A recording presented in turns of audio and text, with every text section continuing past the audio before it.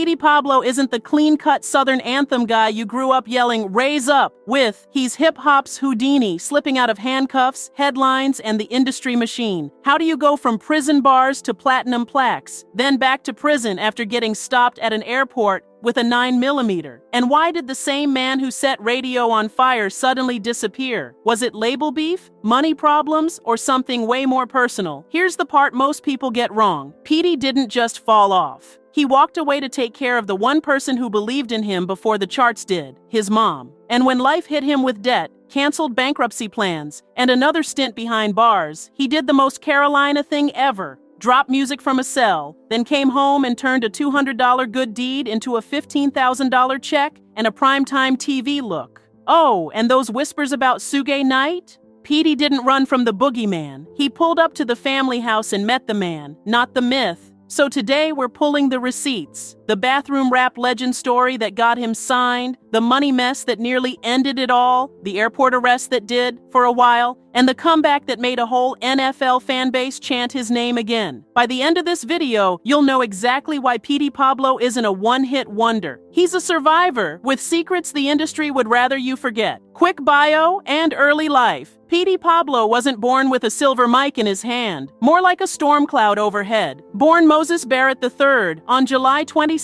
1973 in Greenville, North Carolina. He grew up in a neighborhood where survival wasn't guaranteed, and opportunity was a rumor. The streets taught him rhythm before school ever did. By his teens, Petey was already known locally, not just for his freestyle battles, but for the trouble he'd find in between them. That name, Petey Pablo, it wasn't just a catchy alias. Petey was his street nickname, and Pablo was taken from a close friend who passed away.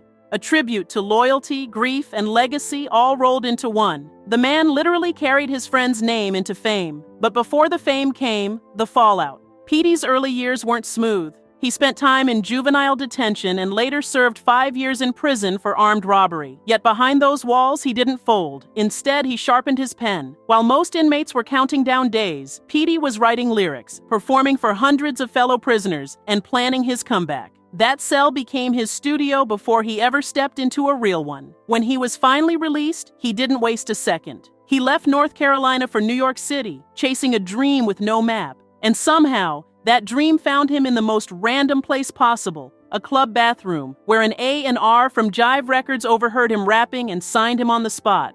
Yeah, Petey Pablo got discovered between the stalls, living proof that destiny doesn't care where you're standing, as long as you're ready to spit.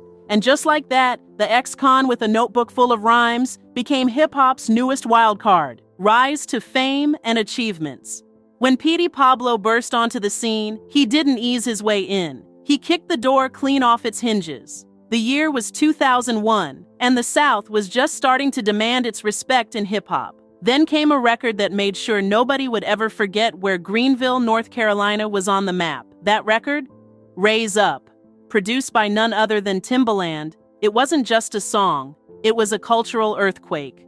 With Petey shouting, "North Carolina, come on and raise up," it became an instant anthem. Radio couldn't stop playing it, MTV couldn't get enough of it, and fans across the country were literally spinning their shirts like helicopters. It hit number 25 on the Billboard Hot 100, and suddenly Petey wasn't just another rapper, he was the voice of the South. But here's the part most people forget. That debut album, Diary of a Sinner First Entry, wasn't just hype. It had soul, pain, and pure hunger. It went gold, peaking at number 13 on the Billboard 200, and even snagged a Grammy nomination for Best Rap Album in 2003. That's right, Petey was going toe-to-toe with Eminem's The Eminem Show. Imagine that.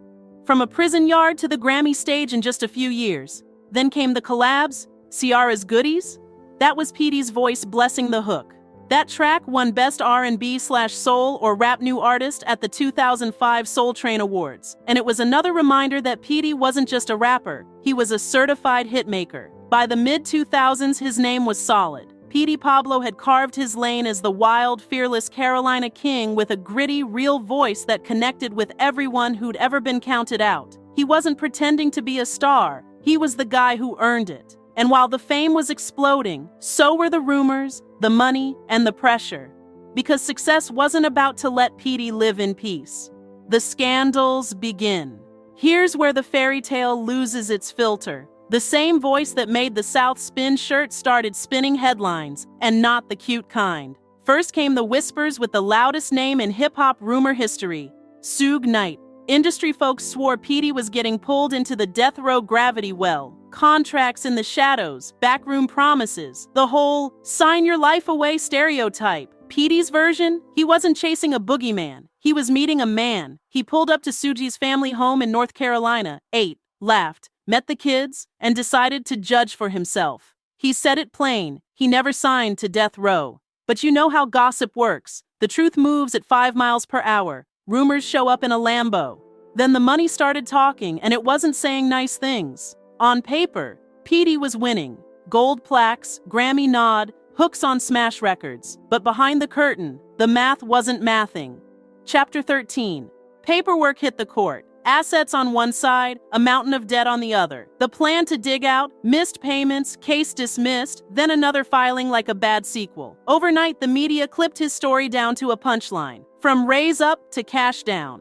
And if the finances were messy, the airport story was chaos. Picture it. Early morning, security line, headlines loading. A 9mm turns up in a carry-on that's not supposed to have it. And suddenly Petey isn't a rapper in transit. He's a breaking news banner. The narrative flipped from underdog success to here we go again, and every outlet ran the same photo like they were reading from one script. Label politics didn't help. He'd split from Jive, started his own Carolina music group, and tried to run the playbook his way. But independence is expensive, and industry bridges burn in slow motion. Petey kept recording. Go with Timbaland, records for the fans. But when you're fighting money, headlines, and momentum at the same time, every release feels like shouting over a crowd that already made up its mind. And then came the most un-industry decision of all. He stepped back to take care of his mom. No rollout, no PR spin, just a son choosing family over fame.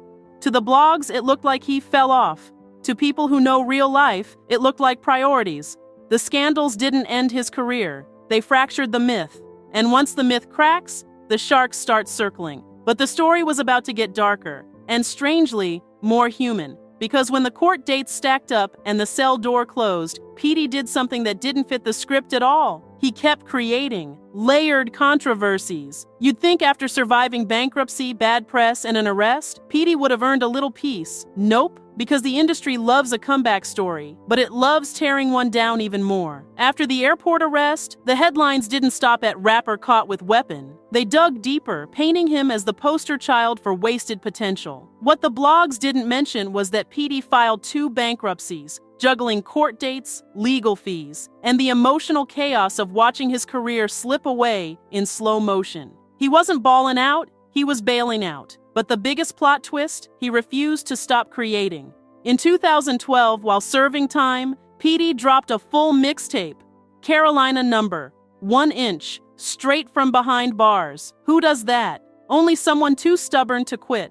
The man literally turned a federal prison into a recording studio. While most artists would have ghosted, Petey doubled down. He was building his legend the hard way, again. Then came the personal heartbreak that hit harder than any lawsuit or scandal. In 2014, his mother passed away. The woman who kept him grounded, the reason he stepped away from the spotlight, was gone. Petey said it himself. Nothing filled that hole. That loss wasn't a tabloid headline. It was the quiet kind of pain that changes you forever. Still, Petey wasn't done shocking people. In 2015, he landed a cameo on Empire as a jailed rapper named Clyde. Ironic, right? But here's the wildest part. His appearance came full circle because of something that happened 10 years earlier. Back at a Hollywood party in 2005, Petey noticed Terrence Howard, the show's star, had lost his wallet. Instead of laughing it off, Petey handed him $200 to get home safe. Fast forward a decade, Terrence never forgot. That random act of kindness turned into a $15,000 check and a primetime TV gig. Tell me karma doesn't have rhythm. By this point, Petey had been a chart topper, a felon, a caretaker, and a comeback story all rolled into one.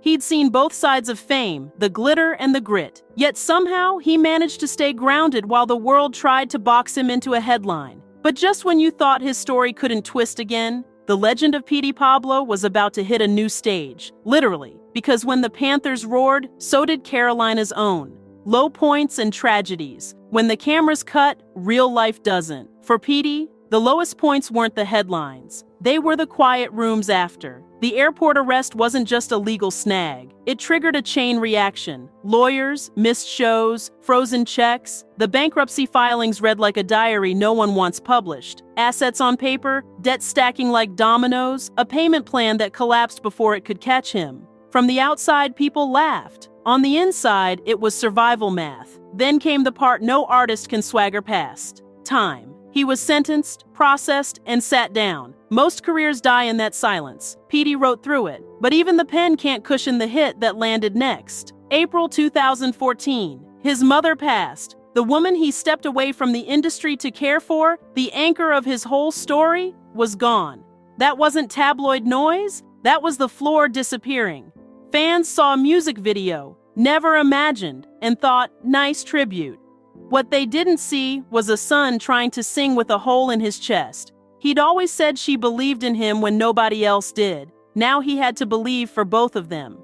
The grief sharpened the old wounds. Labels that once answered on the first ring moved slow. Friends got busy. The game kept spinning. He came home early in 2014. Technically a win, but home feels different when the person you came home for isn't there. That's the kind of low point you don't conquer, you carry. And yet, even here, there was that stubborn Carolina spark. He funneled the pain into output, leaned on the tribe that never left, and kept choosing the harder thing, staying present. No pity tour, no woe is me, just the work. Because the next chapter wasn't about proving he was famous. It was about proving he was still him. And when Carolina called, he answered so loud, the whole league heard it. Comebacks, reinventions, and legacy moves. If Petey Pablo's first act was about escape velocity, the comeback was about gravity, returning to the people and places that made him and making them louder than the noise. He didn't tiptoe back. He picked the biggest stage Carolina had at the moment and built an anthem for it. After the Panthers steamrolled their way through the 2015 to 2016 playoff run, Petey dropped Carolina Colors, a chest-thumping rally cry that turned tailgates into pep rallies and Sundays into state holidays. It wasn't just a song, it was home field advantage set to a metronome. Whole sections of the stadium were chanting a man the industry once tried to file away as former. And he didn't limit the rebirth to the booth. He stepped in front of the camera with that same stubborn authenticity. Drumline for the culture, the shield for the grit, empire for the poetic symmetry of a rapper playing a locked-up lyricist on prime time. That Terrence Howard full-circle moment, $200 of humanity returning as opportunity, was a quiet blueprint for how Petey moves. Do right when nobody's watching, and let the receipts show up later. Musically, he kept it independent and Carolina first. No glossy rebrand, no fake persona. He pressed on with his Carolina music group, dropped that behind bars mixtape, Carolina number 1 inch, then kept releasing when he touched down. The strategy wasn't dominate the charts at all costs. It was be undeniable where it matters. Live, local, and loyal. If you ever caught him on stage after 2016, you saw the mission statement in real time. Less theatrics, more testimony. Fewer gimmicks, more gratitude. Fast forward and the calendar proves the point. He's headlining festival slots, from regional throwdowns to multi-genre lineups, moving crowds in Charlotte, Houston, Fairbanks, Western Pennsylvania, wherever the mic and the people still meet. No, he isn't flooding DSPs every quarter. He's curating moments that stick. The show where he honored his mother before Raise Up, the hometown set where half the audience knew him and the other half felt like they always had. The reinvention wasn't cosmetic, it was priorities in public. Family first, community first, craft first. He's the rare artist who lived out the messy middle, owned it, and turned it into a lane. Ask 10 fans what Petey means and you'll hear the same word in different accents. Resilience. Legacy-wise, Petey Pablo is two things at once. The voice that taught the country how to say North Carolina with its chest, a regional pride cut that never aged, a blueprint for surviving the fall, bankruptcies, bids, bereavement, and still finding a way to sing something that matters. He didn't vanish, he recalibrated. And that's why, years later, when the hook hits and the shirts start spinning, it doesn't feel nostalgic, it feels earned. Next up, we tally the scoreboard. The numbers, the dollars, the headlines, and the piece of the culture that'll carry his name long after the lights cut. Net worth, reputation, and what he'll be most remembered for. Let's talk money, myth, and memory. The three things the internet always argues about. On paper, Petey Pablo's net worth gets reported anywhere from around $50,000 to a couple million, depending on who's guessing that day. The swing makes sense. He had gold plaques and a Grammy nod, but also 2 bankruptcy filings, legal bills, a label split, and years where he stepped back to care for family instead of chasing checks. Translation: the man's finances look like his story. Volatile, then stable, then quietly grown up. He's not selling a fantasy. He's paying for a life he actually lived. His reputation? Two-sided in the best way. To casuals, he's the shirt-spinning fire starter who gave the South a forever anthem. To people who watched closely, he's the blueprint for resilience. The guy who wrote through a bid, came home early, buried his mother, and still found a way to turn a small act of kindness into a primetime moment and a $15,000 thank you. The Suge Knight proximity? He kept it human, not haunted. No death row contract, no spooky myth to hide behind. The airport arrest? Ugly, owned, survived. The bankruptcies? Public, embarrassing, corrected. That's why folks who know the game nod when his name comes up. Petey's brand is accountability with a Carolina accent. And what he'll be most remembered for, that's the fun part. Raise up as a permanent Carolina passport. If your shirt ever helicoptered, you already know. Turning setbacks into receipts, a mixtape from prison, a graceful return, and a Panthers anthem that made a whole state louder. A voice on other people's classics. From Diary of a Sinner, first entry to the Goodies era assist, he left fingerprints on the 2000s. The full circle Hollywood story, spotting Terrence Howard at a party without a wallet and handing him $200, then a decade later, landing Empire in a check because character traveled further than clout. Staying Carolina first, no glossy rebrand, no trend chasing, just local pride, stage energy, and a work ethic that outlasted headlines. As of now, he's alive, still performing, and still Petey, older, sharper, and comfortable, letting the catalog, the crowds, and the community speak. If the early 2000s made him famous, the years after made him credible. Petey Pablo's story isn't some neatly wrapped industry comeback. It's a messy, human, Carolina-flavored testimony. He climbed, crashed, rebuilt, and still shows up on stage yelling for his home state like it's 2001 all over again. In a business where most folks fade after their first fall, Petey proved that falling doesn't end the story. Quitting does. He's the kind of artist who traded chart placements for peace, who turned his biggest losses into lessons, and who somehow found a way to turn a $200 gesture into a life-changing return. And that's what makes his legend stick. He didn't just rap about struggle, he lived it, beat it, and kept his rhythm through every headline. So next time you hear "Raise Up," don't just think of an early 2000s banger. Think of a man who refused to let life pin him down, who spun his shirt and his story into something bigger than fame. Now, your turn. Do you think Petey Pablo ever got the credit he deserved? Drop your thoughts in the comments, and if you want more untold stories from hip-hop's most misunderstood icons, hit that like button, subscribe, and turn on notifications, because we've got plenty more where this came from.